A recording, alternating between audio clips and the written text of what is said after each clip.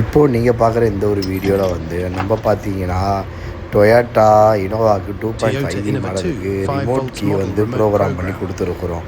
அந்த ப்ரோக்ராமிங் மோடில் போய்ட்டு அந்த ரிமோட்டு வந்து ஜென்ரேட் பண்ணிவிட்டு அந்த ஜென்ரேட் மூலமாக நம்ம வந்து கஸ்டமர் ரிமோட்டுக்கு காப்பி பண்ணிவிட்டு அது மூலமாக பார்த்திங்கன்னா நம்ம இப்போ வந்து ரிமோட் காப்பியும் பண்ணி வச்சுருக்கோம். அந்த ரிமோட் காப்பி பண்ணது வந்து ஆல்ரெடி வந்து நான் கார்கிட்ட போய் ப்ரோக்ராமிங் பண்ணிட்டேன். ஸோ இந்த ஆப்ஷனில் தான் போய் நான் ரிமோட் ஜென்ரேட்டும் பண்ணேன் நான். இது வந்து எக்ஸாஸ் விவிடி கீ டூல் ப்ளஸ் மாடல். இந்த மாடல்லேருந்து அந்த கீக்கு வந்து நம்ம சாஃப்ட்வேர் ரெடி பண்ணி வச்சுருக்கோம்.